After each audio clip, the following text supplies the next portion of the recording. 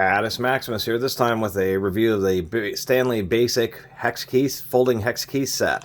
Stanley's had these around for years. They've actually changed, they have the same part number like a SCHT 71800 or something like that. The one I would recommend is a STHT 71839.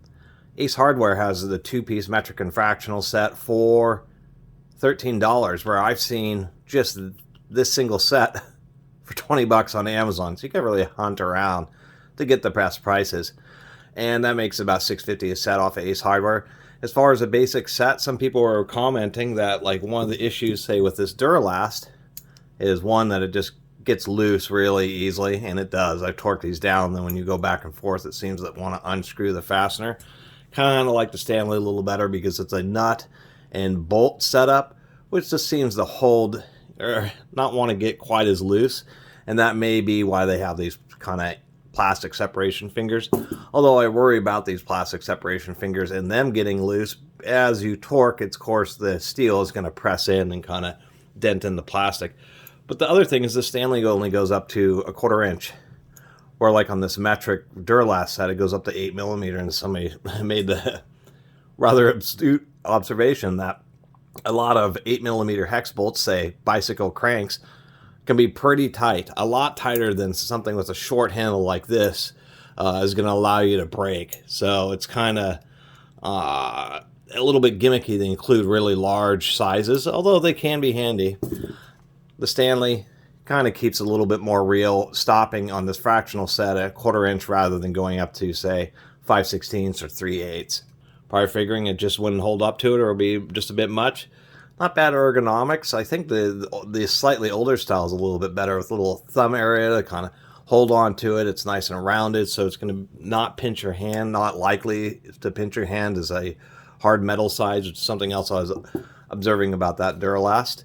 And as far as the sizing, we ought to take a look at that with my really premium calipers here. They're a little undersized, 247 on that one. On the 3/16, which would be 187. 185. I'm not liking that as much. Like a more well-sized one, we go over the metric. If you have well-sized wrenches, such as these Duralasts, which I do appreciate, we can see that's spot on 7 millimeters. This one's spot on, actually a touch. There we go, spot on 8 millimeters. You want hex keys to actually be as tight as possible because they're kind of easy to strip out.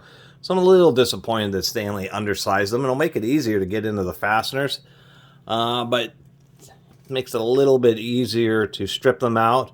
Or if you already have a hex bolt where maybe the wrench only got part of the way in, now you're only working with half the bolt head that actually has a hex remaining in it. Or you have one that's halfway stripped out. Something that's a little bit undersized is more likely to strip it the rest of the way out.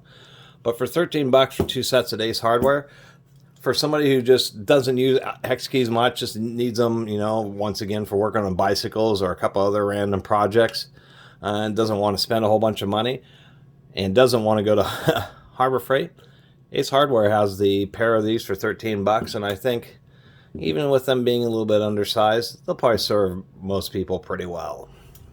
But of course, I always recommend getting like Bond Huss or some other professional grade, because then you have a tool that will really last. Where this is something where you just basically never get tools, or hardly ever get tools, and just don't have much of a budget, or just wouldn't get the use out of a more expensive professional grade tool, even though Bond Husses are very well competitively priced.